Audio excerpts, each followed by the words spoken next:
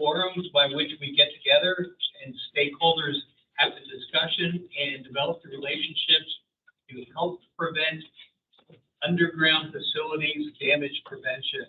And I think this reinforces how much fun and how important it is to get together in the same room. We love the convenience of the technology. And we love the convenience of the online presence and the telepresence, but there's nothing better than to be able to say hello to Everett and Parrish, Sandra, and everyone else in person. So, we'll go ahead and get started. We'll start with introductions here in the room. Again, my name is Guy Smith. I'm currently chair of the Wake County Facility Coordinating Committee, and we will go to my left and we'll go around the room, and then we'll hopefully we'll have things ready to go online. Ann Rushing, North Carolina 811. And there, good energy, located. Tim Yarbrough, Amsco. Matt Larson, Limits. Also, all the work. Pretty close, probably. Brandon Doctor, all the work. Could you repeat that? I did not hear that. Oh, Anthony Grabowski, Raleigh. Appreciate that. Welcome. Justice Edward, ABE Utilities out of Raleigh, and I'm the Robert Memory, Colliers Engineering and Design. Trevor Green, Dominion Energy, Damage Prevention Department. Kyle Cuddy, France Technologies. Dave Holder, City of Raleigh. Dave Hill, NCDOT Utilities. Richard Purpose, Dominion Energy. Jackie Crawford. And John. Yay. And Parrish, do we have things squared away enough online to go through that? No, I could never get the speaker to marry up. They can hear you, but it's going to be through my speakers on the laptop. I tell you what a great opportunity after the meeting to go to the NC 811 website and see where the meeting archives are. Look at the list and pick up the phone and call and say hello. I encourage that. It's all about relationships. It's all about us working together in concert to help prevent facilities damage and to ensure public safety and convenience. Already, we don't have a lunch sponsor today, so there is not lunch. So I put it out there to the folks in the room and of course the folks online if they can hear me. Looking for lunch sponsors moving forward. So, give that time to marinate, and if you want to step up and be generous enough to sponsor lunch for us, February, March, April, whatever, we certainly appreciate that. And also, since we're talking about lunch and we're doing these hybrid meetings, to be respectful of everyone's time, particularly those who are online. I think today, moving forward, absent any disagreement, I'd like to do what some other UCCs do and have the meeting first and then our lunch after. So absent any disagreement, I think we do that moving.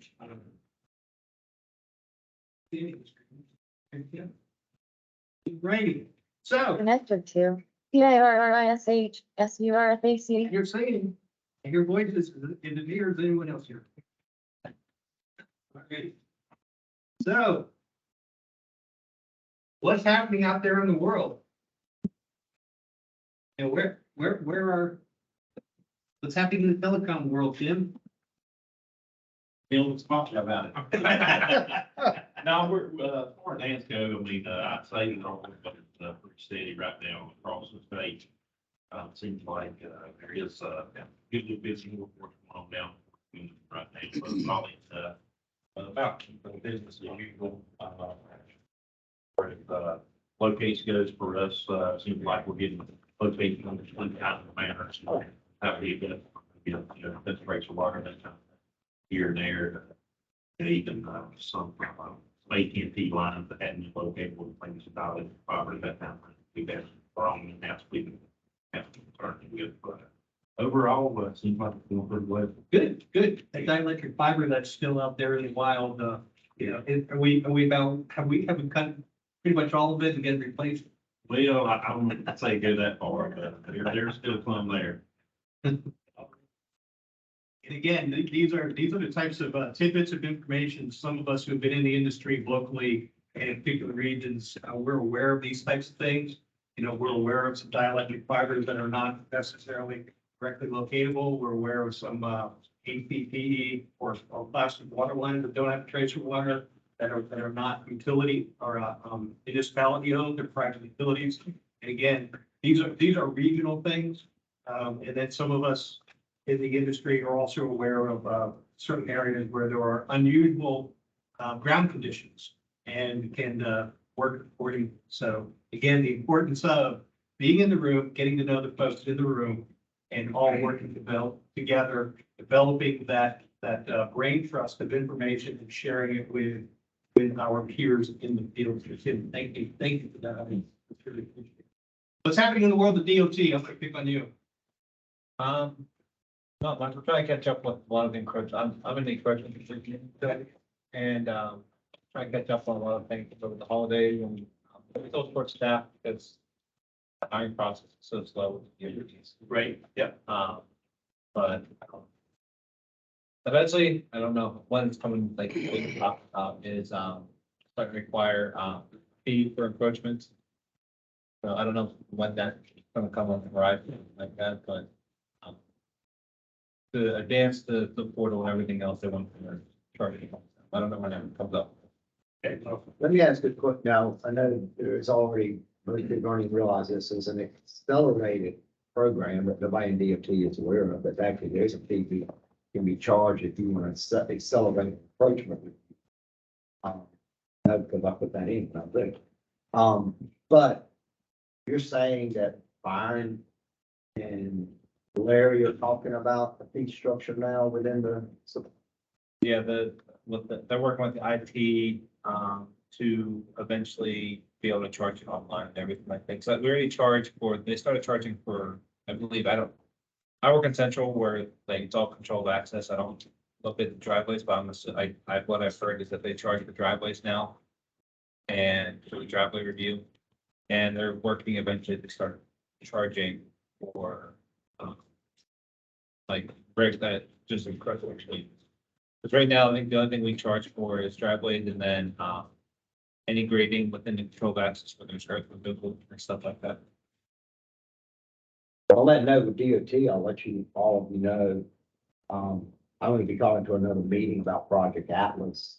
And they could be changing the terminology of the encroachment agreement itself that will clearly define if you're going to encroach in the state's rights of ways, your information will become part of the Project Atlas GIS program. However, still is that information is not going to be shared with just the general public. It's only going to be used internally for designing projects.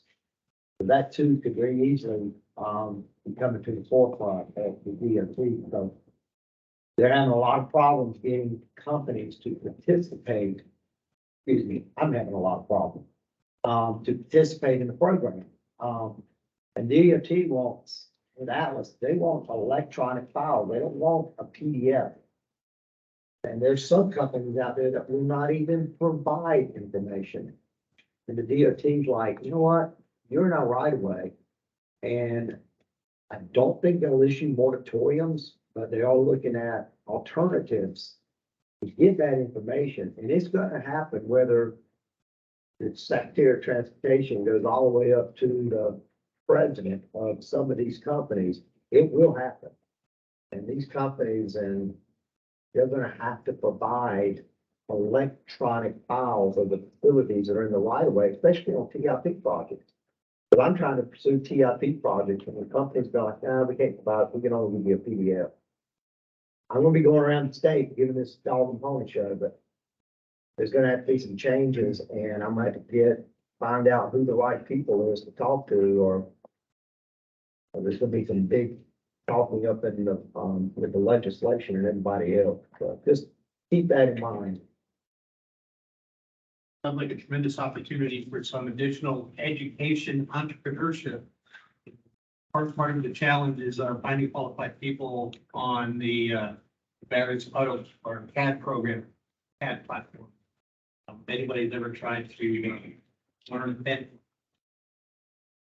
find out pretty quickly. Doesn't apply necessarily directly to us here in this room. Some of us probably have some familiarity with that. There is that is part of the challenge is having folks provide CAD drawings. So, and then we're going to look at some probably, some BIM type of technologies. Anyway, we'll get a little tangential, but hopefully, again, those of us here, boots in the mud, contrary to what the boots I have on today, boots in the mud, it will help make our lives better. Thank you for sharing. Mr. Everett. Just one question, observation. So Robert, what I'm understanding is Atlas is ready to accept electronic GIS file on all utilities in the DOT right of way. We've been ready to accept maybe 2 years ago. Okay, but what I'm saying is that what I'm saying is that's a known repository now. So in our utilities, or anytime we do anything for our dear friends with the city of Raleigh, at the end of the job, we send them electronic file before everything. So they know exactly where everything is. And, once you take that first step, you can take the last step and know where everything is. But if you don't take the first step, you'll never get there. That's what I never get there. And I just applaud, DOT taking that stance to mandate that information be furnished, since they aren't the DOT right of way, the citizens of North Carolina right. An undertaking. All I can only imagine. There's been strong resistance for the last 20 years providing. Like that's why that right here. Well, I got no hair. And we're on the same page, just in a different chapter. How are things in the locate world? Matt with Lumen. Got him way off. You gotta be ready. You never know what I'm gonna. We had one damage last week in Raleigh. Big fiber. I've heard. Mistakes in there. I know we're doing an overbuild on our long haul route, home through mixture fiber. And DC, that long haul route runs through Raleigh, and we have 2 contractors set up in California.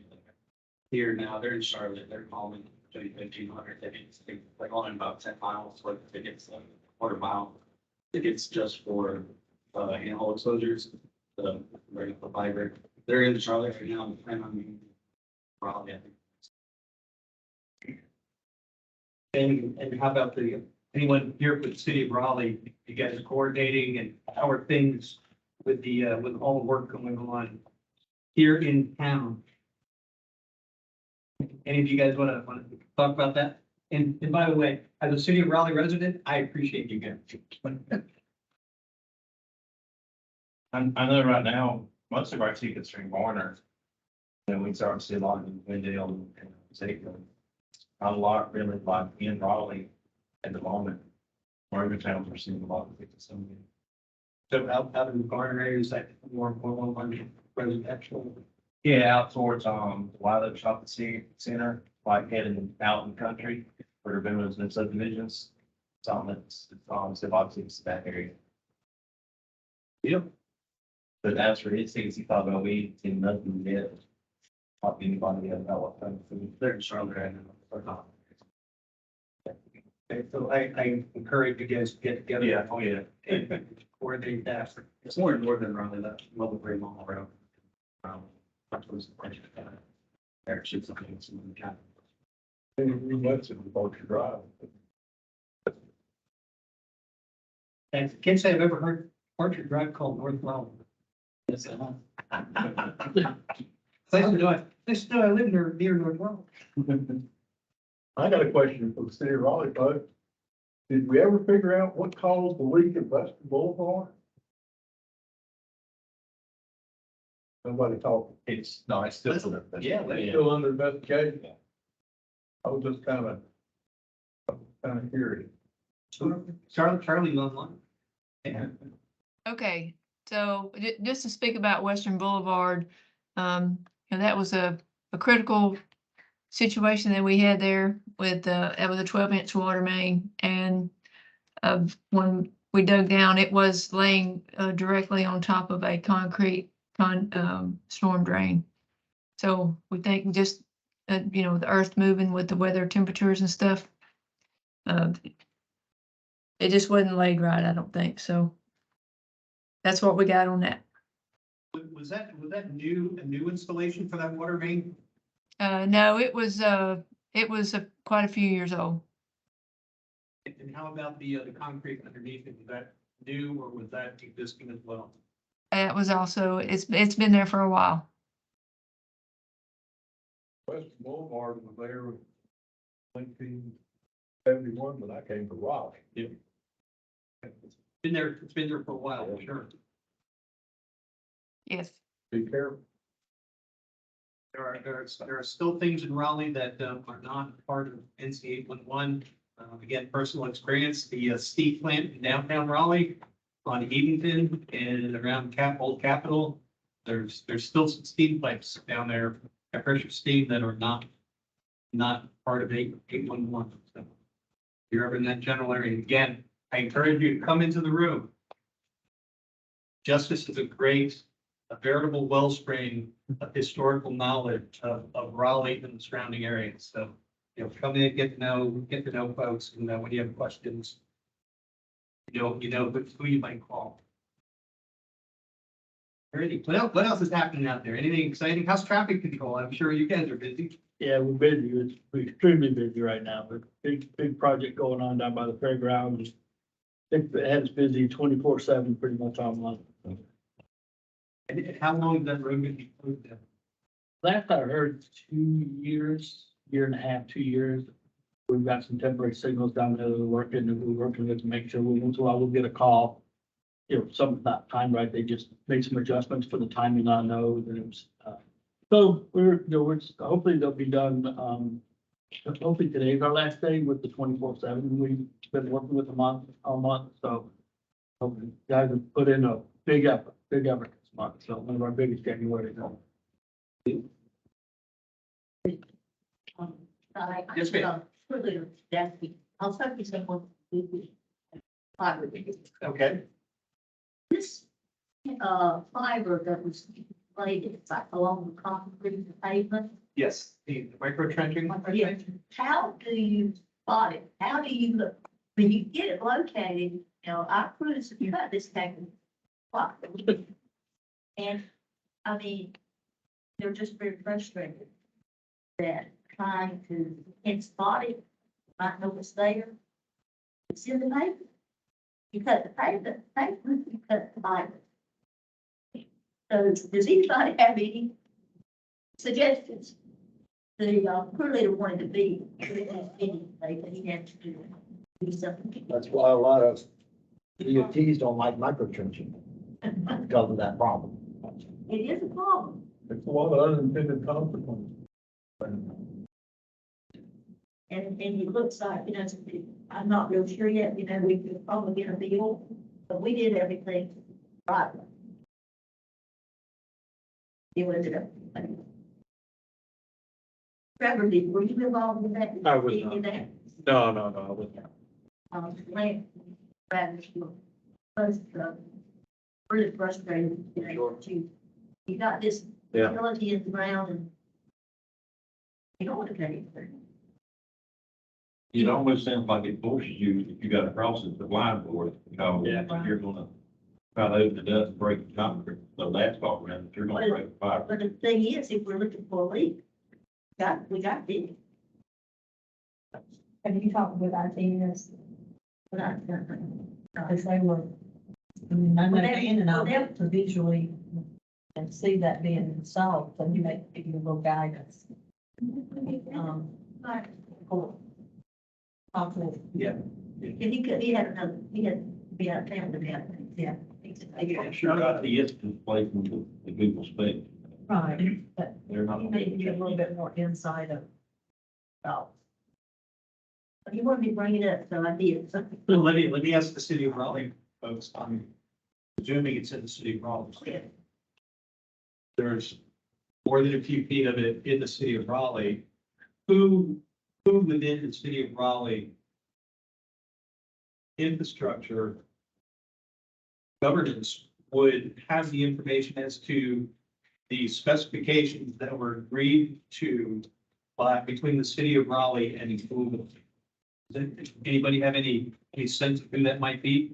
And again, this is an awareness at a level that those of us boots in the mud don't typically have or talk about, but there were meetings between senior elected officials and senior Google officials as to getting some accommodations to allow Google to do this because it is out of spec with the damage prevention statute and guideline. That's correct. So, if you have any Dale Hager will probably be the person to talk to start with him. in the city of Raleigh? Yeah. And what's his role inside the city of Raleigh? Daryl's way on up with Google. I don't know. I like to tell you, he's way on up with Google. Daryl, Darrell Hegar. And he can be reached at 919-612-6136. And tell him that I told you to call. And he can get you to the right individuals. He might want to be involved in this too, to discuss this. But just tell him I asked you to call. Okay. All right? Thank you, Ralph. Thanks. And to be clear, that he's with the city of Raleigh. He's with Google. Oh, he's with Google. He is with Google. With- Yeah, in this case, I think you want to talk to somebody with Google. Start with it, because you can tell him how problems that this is causing now and what it's gonna cause for the future. Because they need to be aware of it. Yeah, if you have to do, for whatever reason, you have to do a curb cut, you're relaxed. They don't want to be touched. But, I mean, you can't do a curb cut. And see, I have phone number, I can report it, and they answer the phone, the meeting, and they get people out there, the damage is done. And we don't want to do that. I would start with Daryl and he can get the right people to the table and sort of stuff. And has Betty Chang with Google, has she been moved out of the triangle, you know, does anyone know? And do you know, that's what we were just talking about, no, I'm not. you know, I sent her an email, but I don't ever hear back. I see her posted on LinkedIn all the time. She's all over the place. yeah, I didn't know if she was maybe promoted and the triangle is not, she's not dedicated specifically to the triangle and has a wider footprint. Betty Chang, you know, often attends our meetings, either in person or remote. Do you want to be involved in the conversations? Well, Trevor, while we got your attention, what's happening in the world of gas company? Oh, okay. Well, things are starting off seemingly okay. You know, my focus is on protecting gas infrastructure and avoiding those damages. One point of focus for us, going forward this year, carrying over from last, is trying to help our contract locators, perform more accurately, trying to reduce the amount of operator at fault damages. You know, we've seen some, improvement in those efforts. We've seen some improvement so far to small, again, we're only a month in, but seeing some improvements in on-time percentage of tickets. So that's kind of, I'll be spending a little bit more of my time this year looking at that. We are optimistic we'll have a improved year as far as damages to gas lines. And always incremental improvement. Right. Michael with the town carry. Why aren't you here, Michael? That seems to be the popular question for me this morning. So yeah, I had a question. Could somebody repeat that number they had for the Google person? Yeah, so Robert, if you'll speak up, because your voice is having to carry to the mic here. The Google Hey, number. Michael, like Ann Rushing is going to put that number, contact information in the chat on Teams. Let me back up. I don't know if that's his personal number. I can address that. I can't, Call Robert Memory. I would prefer, and you call him directly. Verify the number that he wants to be contacted on and then push it out. Good, that's perfect. Thank you.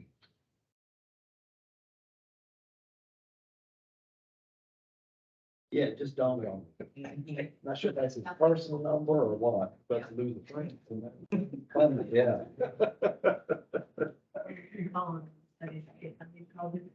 And I apologize, Robert. I recorded you giving it to the home room and everybody online too, so. All you can do is to say, hey, here's a different number. Right. Exactly. I mean, All right, what else is happening? I'm gonna text him just to see. Okay, What do you got, Ann? Betty's gonna try to jump on, so hopefully we'll come back in. Perfect. I think I had one interesting thing, at a job, in Raleigh, where, if the electric, charging station for cars, right away. And, kind of need some help on who might locate that power line to get that charge. Well, I would imagine that would be, USIC. Well, it's metered and, actually, USIC won't mark to the meter. This energy, so once you got outside of that, it's in the right of way. You know, we have a little trouble or to get anybody located. Still haven't had any luck with that yet, but, I see that becoming, more and more in Raleigh. So just to be, I'm envisioning this correctly. You have a EV charging station and there is a standalone meter. Sake of discussion, we had it over meters and that's the responsibility to that point of the operator. And from there to the actual structure, there's a bit of a distance. The EV charging station. I hadn't got the information back yet. I don't know, if it's Tesla themselves or if City of Rock. I'm not sure. That's a very interesting and Mr. Everett, this may be a conversation topic with the board, the NCA one board. Again, with the push into EVs across the state and the number of these types of facilities that will be deployed in both urban and rural areas as this grows. Some guidelines might be appropriate to have this conversation and develop a plan and then possibly take it to the General Assembly to begin addressing some of these issues. Because it's going to become an issue, because currently, that would be your responsibility in hiring private locators to do that. It would be the facility owner. Yeah. No, Well, the facility owner is responsible to the meter. So, behind the meter. I'm talking about the owner. In other words, we've looked at, as the University Club, we've looked at putting in EV charging station. Yep. And for the University Club would own the line from the building to the EV charging station. And, so that would be their responsibility to locate those. They would need to be a member, right? They would need to be a member of 811, right? Well, yeah, because they do have buried underground facilities. Right, it's In the right of way. But, on private property. Either way, yeah. and for example, let's just look at the old municipal building downtown. They have EV charging stations across the street. They're fed from somewhere and metered from somewhere. But, we don't know where that would be, and they're obviously curbside of the sidewalk. So they're in the public domain. And, that's kind of the situation you're talking about, I understand it, yeah. That is exactly, that's what I'm saying, perhaps an agenda item to begin the conversation. Again, reading the tea leaves with Governor Cooper's push for electric vehicle technology and the Biden administration's push for electric vehicle infrastructure nationally, this is going to become a more commonplace circumstance. Oh, yeah, and I know that, USIC has done a wonderful job of locating Duke Energy, light poles in private parking lots and those kind of things. So, which is unmetered, Right. but they are Duke facilities and Right, but that's the question is, could we, again, an agenda item for discussion to start the conversation about who actually owns that infrastructure, who's responsible for locating as we, we're going to see a whole lot more of this. well, everybody thinks they're free, but, somebody's got to pay for But it. there's going to be multiple facilities going to those. And it looks like we have Betty. Lois? Lois wants to jump in here? Yeah, Hey, how's it going? Betty's here. Just for the record, we do have Tesla as a member of NC 811, and they are registering electric facilities. So that power is their facility type for their charging stations. So we are aware of the fact, and they're doing that nationally as well. Now, once it enters off into somebody's private home, as Justice was saying, for a personal charger in a garage, that's going to be treated the same way as any other private facility, in my estimation. That's going to be seen as a piece of private facility that's delivered to the house. But in terms of the charging stations and registration and obligation to mark those, again, for the Tesla facilities, they are actually a member of NC 811, for the record. Louis, here in the room, I personally could not understand a word you just said. So Okay. Parrish, you're sitting right in front of the computer there. If you could maybe translate a little bit. Yeah, so he did state that half the meter is considered house line, right? And then Tesla is a member of 811 Okay. for locating purposes. And then how about the non-Tesla owned? Again, there's going to be a litany of municipal owned and other third party. Tesla, of course, is the elephant in the room. They're going to be rolling out their capital investment for their, if you will, regulatory capture. And then we're going to have third party folks who are going to be putting these installations out there in the field. And again, is downtown Raleigh, is that municipal owned or does Tesla own that?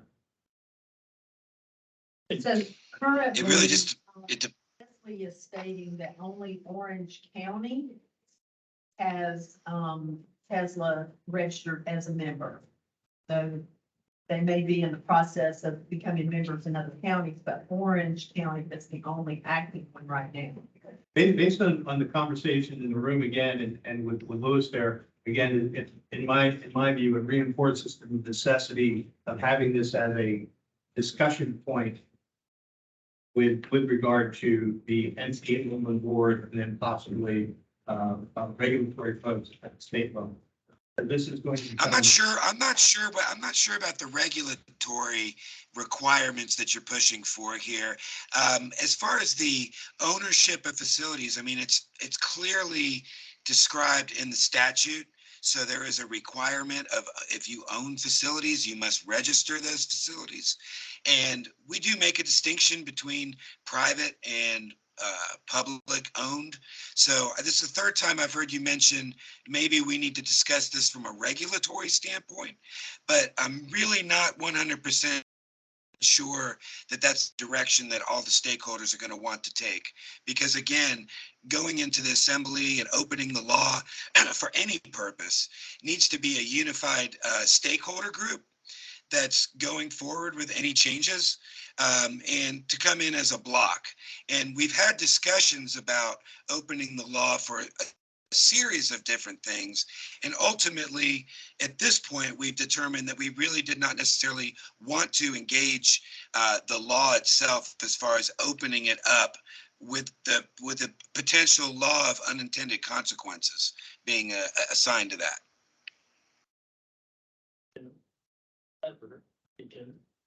I know some folks that have been doing some of those installs, and maybe we should keep connected, and I can reach out to them if they have any local people that they can reach out, maybe that'll help you. Yeah, definitely. Yeah. You know, if we just figure out how to get them located. Yeah. That can. If some of the local guys, they may be in that network, they might be able to help. I can get a catch up with you.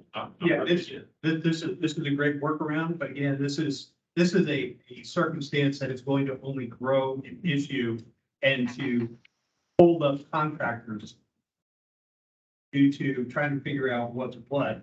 Again, I appreciate that on, you know, whether it's University Club or NC State or Duke University, those of us with boots in the mud, we've all done projects on private property, if you will, where the property owner had private facilities and we were able to do that.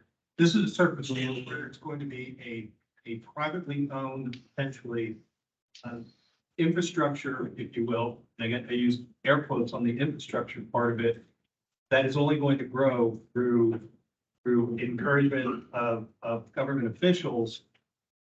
And therefore, again, in my mind, this is an opportunity and a responsibility of regulators and policymakers to develop policy on how to effectively achieve our goal of putting infrastructure in the ground and not be held up because we're trying to figure out if it's Tesla or if it's Billy Bob's EV third-party investment group putting in this infrastructure.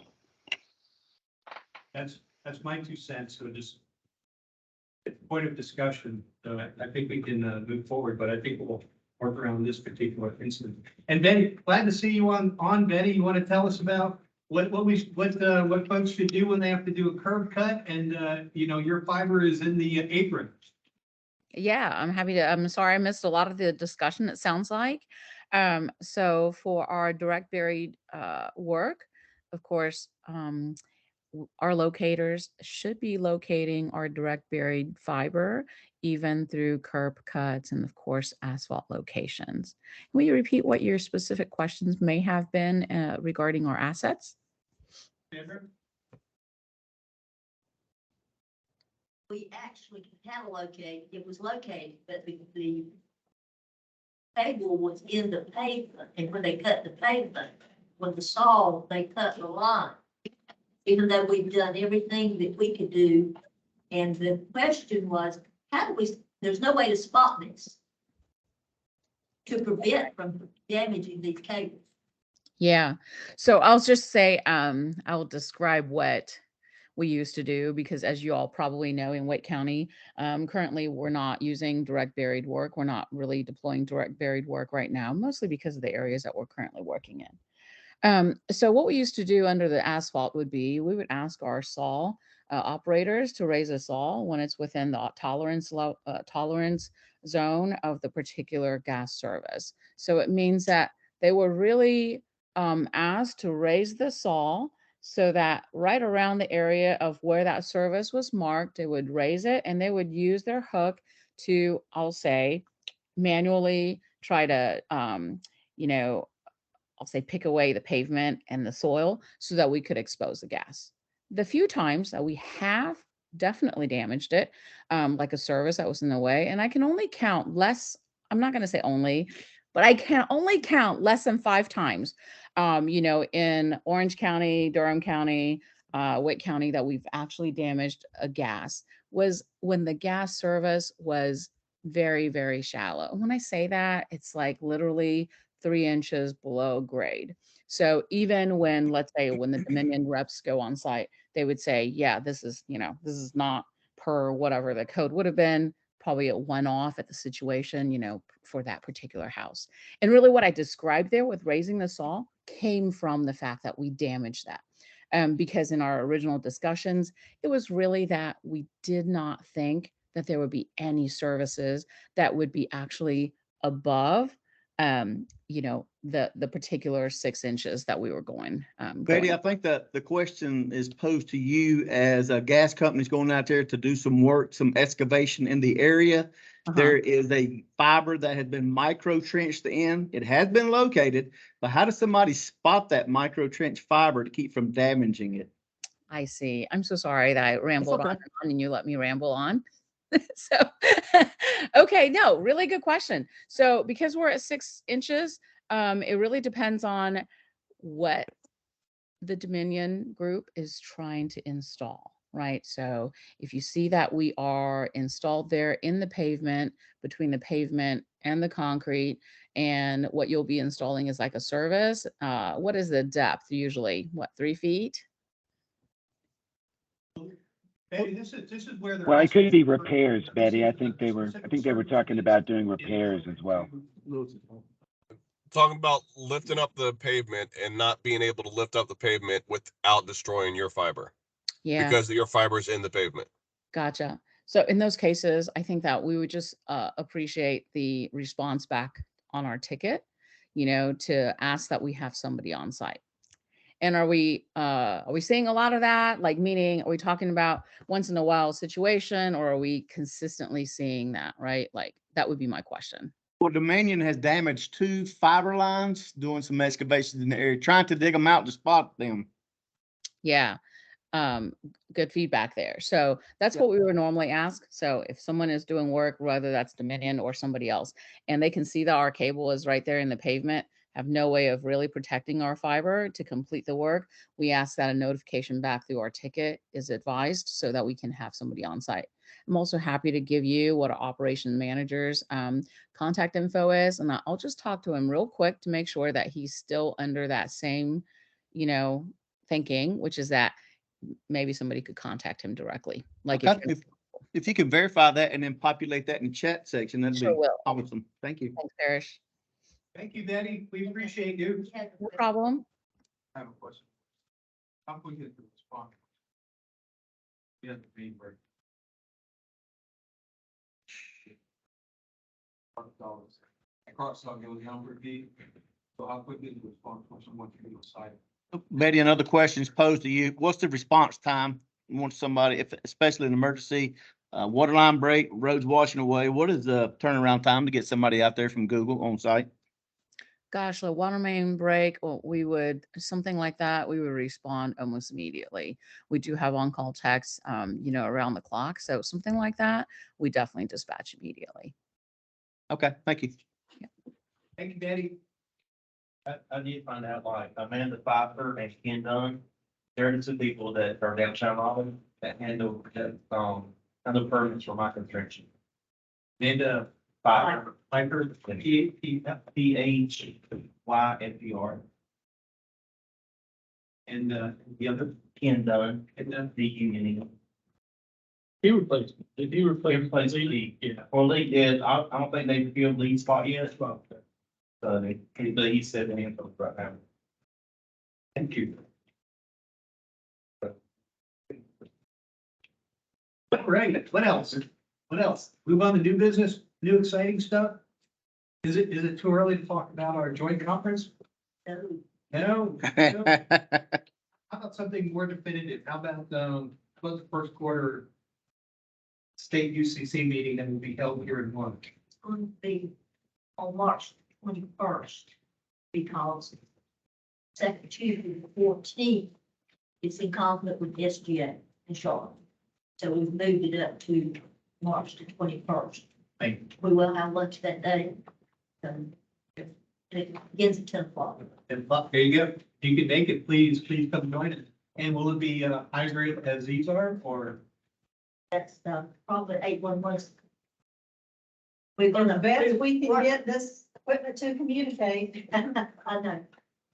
What a great opportunity to join us for the state UCC, the first quarter, March 21st, 10 a.m.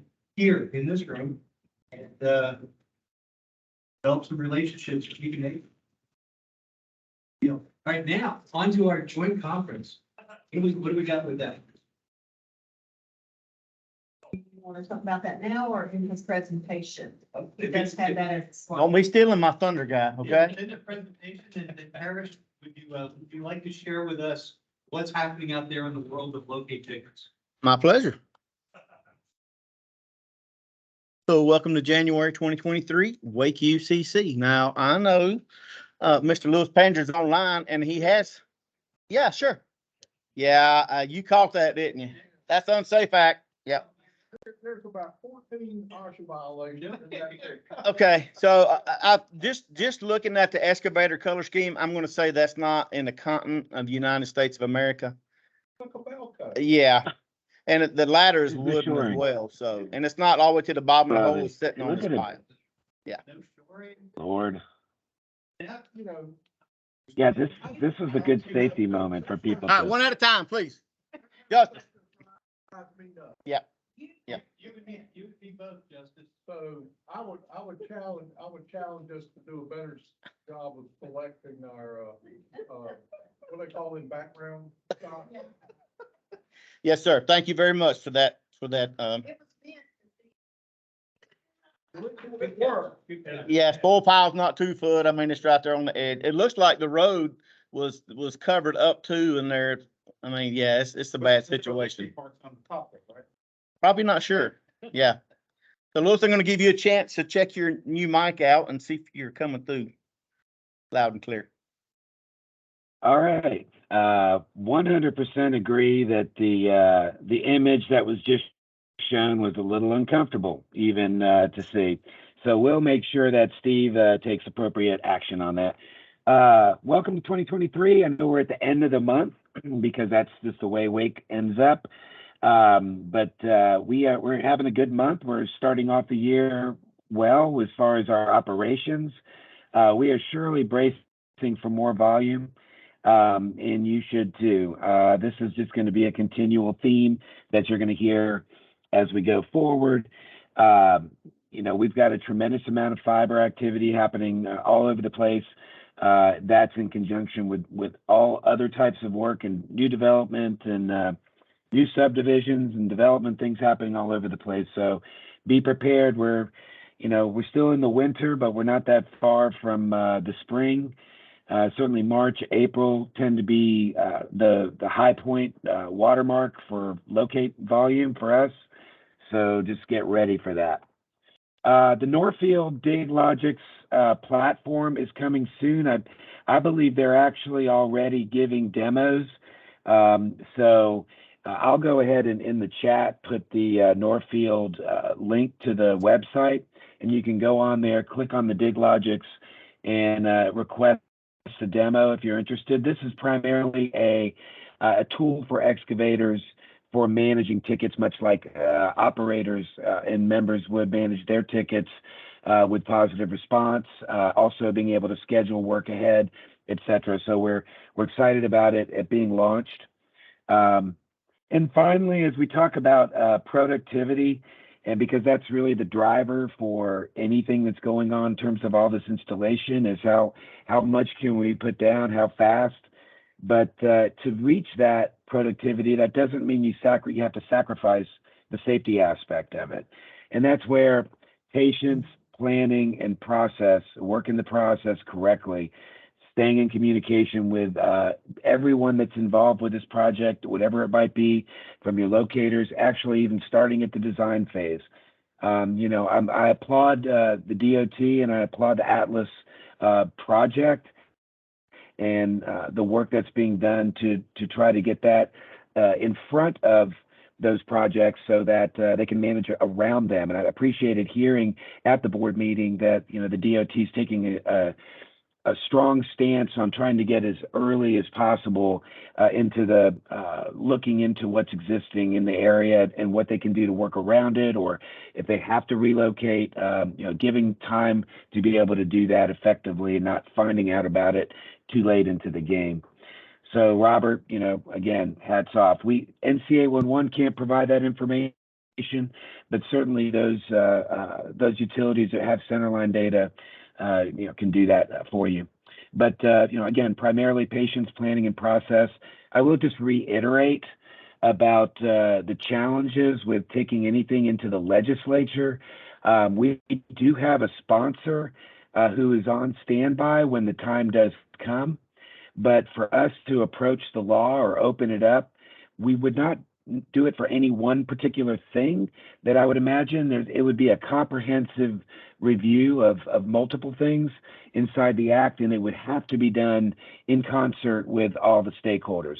That's how we've had success in the past in getting the laws changed without interruption, without sidewinding language coming in that people did not expect. So it's got to be an orderly process into this. It's just not any one-off kind of thing. Let's take it to the legislator. But that's just my 2 cents on that piece, having lived it a few times. So, any questions for me?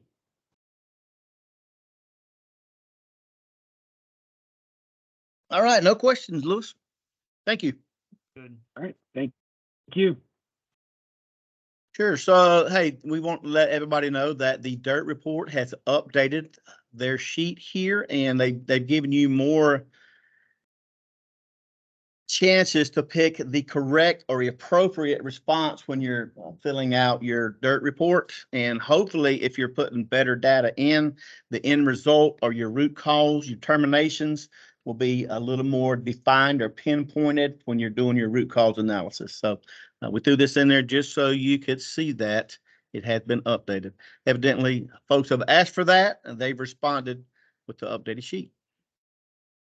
All right, next, we've got a video, and there's some music in the background, but myself or Ann can, along with the music, kind of narrate what is taking place within the video itself. That's Lewis going to dig a hole.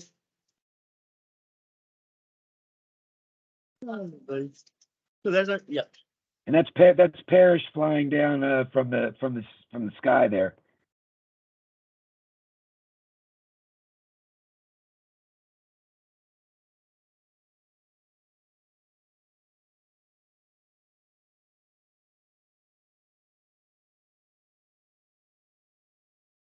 I'm jealous of Dominion Energy's vehicle. Yeah.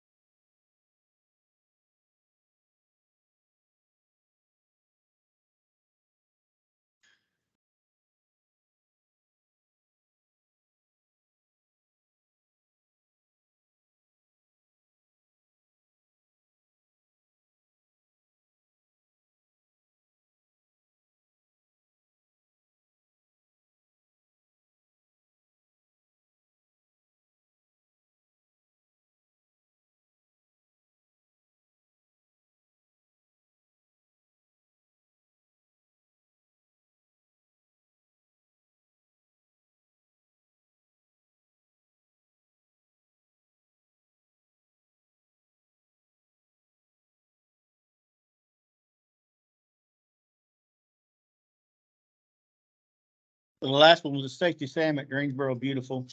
They do a tree planting that's native to Greensboro to help repopulate the parks in the area and also some homes if folks sign up for it. And 811 Ann and I were out there along with Safety Sam, and they do call locates in. There's paint everywhere and flags everywhere, which is pretty cool to see since we're in the area as well. All right, let's take a look at some of the numbers. So as always, this is across the state of North Carolina. And you can see last month, we're looking at last month versus December of 2021. We saw a 5% increase in the locate request. Year to date, a 7.1% increase. Transmissions, 1.5% increase over December of 2021. And year to date, a 3.5% increase. So let's take a look at wake. As you can see, the 3-hour increased 74.5% last month. The new tickets actually went down. You only had 120,040 that were requested. And unfortunately, even though there was a decrease in the new ticket amount, the updates increased 18.3%. And a couple of the folks who were driving that was Ansco and Associates. They're putting in some fiber for AT&T. They don't know how long it's going to take them, but they were on their 11th update. Diversified Utility Group, they're installing underground cable again, fiber for Duke. They're on their 5th update, even though they said it was going to take 15 days. And then Southeast Connection, again, installing some gas lines for Dominion. Not to say those were the only ones that did the update. Those were the ones that had the most, the highest update ticket count. Year to date, even though it was up last month, they are actually down year to date 21.7% on the 3-hour. New ticket year to date as well, 8.6% decrease, and the ticket updates 2.1% decrease. So very good to see those numbers in the negative column. The locates averaging per day 1,268. Again, I've said it once, I'll say it again. I would not want to be a locator in Wake County. So I don't know how y'all do it. Y'all are my heroes. So out of the tickets that were requested for Wake County, you can see Apex made the list. Cary, Peakway Arena, Garner, Wake Forest, and then as always on top is Raleigh.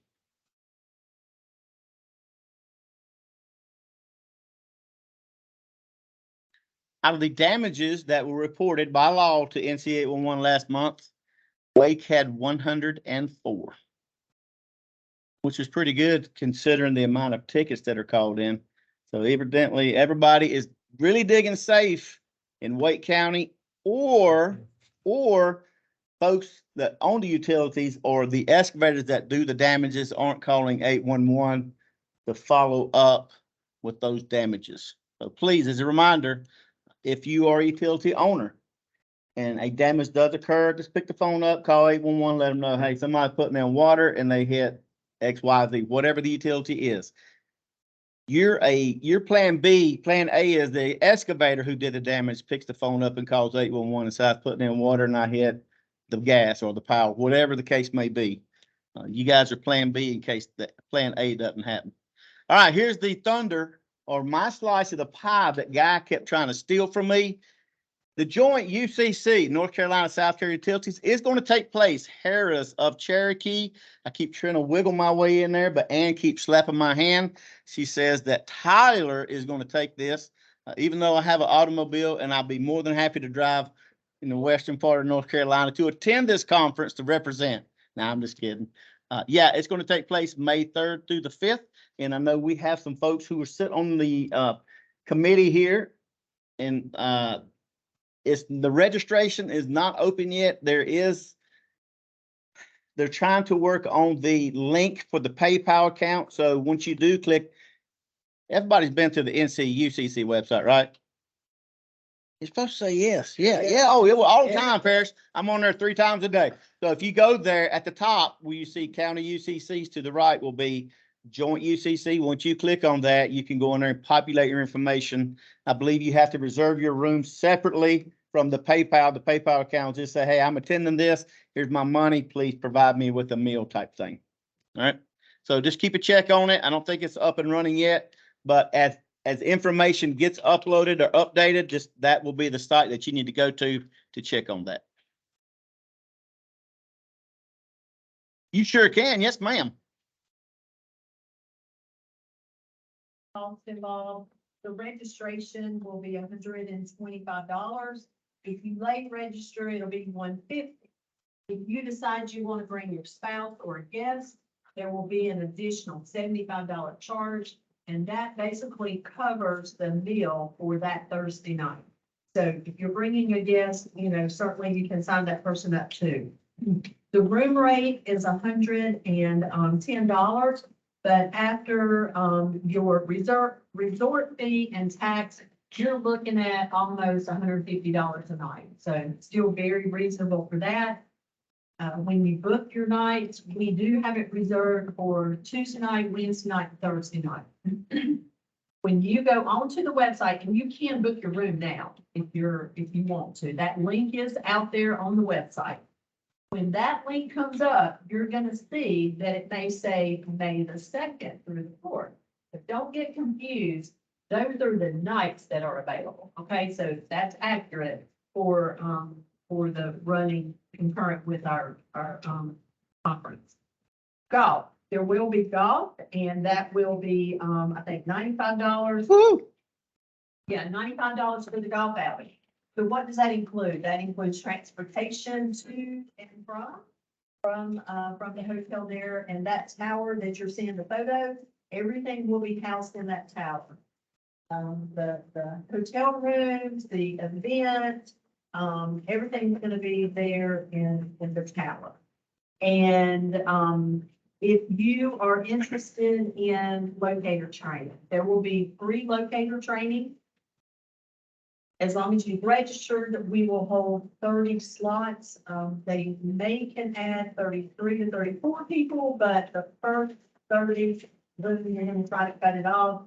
No more than 2 people, I think it is, from each entity, and the max is 30. So once we reach that number, we're gonna cut it off, okay? So you will have a kind of separate room from there to be able to take your locator training. We will have vendors, the ability to be a vendor as well, no cap on vendors. And we're looking at a cost of the vendors at $900. Should you, register late, $1,000, and then we'll have quite a few sponsorship opportunities. So we're trying to get all that uploaded as well. Stay tuned. Definitely working on some good speakers for you. Some of the topics, cybersecurity, maybe some information about revamping some of our local UCCs. Some damage investigation, maybe some mental health issues, looking at a bunch of different projects maybe. So there's a lot of different ideas being thrown out, and that group is working on those speakers. So we hope that you will attend and be a part of that. Made a very good job. Anything? When you look at the registration, it might say for the hotel, $110, and that's why we wanted to let everybody know the resort charges X $25 fee, and then their levy fee. By the time you add it all together, we're gonna have to be paid $150 per night. But that's still a good price to stay there. And that conference tower is brand new to the resort. It's a really, really nice area. You won't be in the casino traffic, but you would have access after hours to go over there. It's easy access to the casino and the restaurant. All right, thank you. As always, if you want to know what's going on within the NC 811 world, there's 2 places you can go. The calendar from the NC 811 website, or the NCUCC, which folks have told me multiple times. They go on there a day. You can check it out again, or the NC 811 app, which just mirrors the NC 811 website. Hey, there's your good-looking NC 811 education team led by Miss Ann Rushing, and there's Mr. Tyler Ross, our newest liaison. He did take Brian Morehouse's place. So he will be covering down on the joint conference, should you go there, along with Mr. Steve Moore and Ann Rushing. And Mr. Louis Panger, I understand, is going to make a visit as well. Hey, thank you for your time and attention. Again, a copy of this PDF along with the sign-in roster, and hopefully everybody online had a chance to sign in. I will grab that and add your name to the sign-in roster here. Take a picture of it, roll it up in a PDF along with the video minutes for this meeting, and it'll all be uploaded to the NCUCC website. So barring any questions and or comments, that's all I have. I gave Sandra the person to contact, in regard to Google. So I could get them. That put in the minutes versus, that was Gerald's work number, but I'd rather have the right person. With than that, Wes, I'll get that here. Thank you, Robert. All right, what else? All right, we've had about an hour to ruminate. Who wants to sponsor lunch for our next meeting, February 28th? Lumen? All right, good deal. Thank you. We've got a sponsor for the February 28th, and anybody want to jump in for March while we're here? One, don't be afraid of commitment.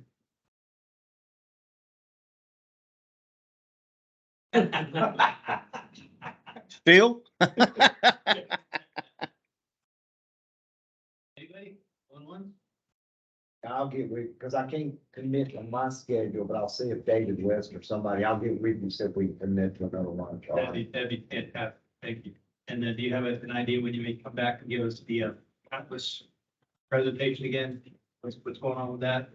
Until I have, it's supposed to be an upcoming meeting, I'll probably have to push that too, but until I get additional information, I'll let you know. Alrighty. I'm more interested in finding out, about permitting pavement. Right, that's going to impact the facility operators, for sure. And then how that will trickle down again to those of us that are out there in the field and front line. That, so, and same thing with Atlas, we can talk about how that will help everybody that's actually in the field make their lives better. So, all right, barring any additional comments, questions, concerns, we'll join this meeting and we'll see you on February 28th at 11 a.m. And my friends from Lumen will join us for lunch. Thank you. The last day of the month again. Yep. Great. See y'all later. Thank you.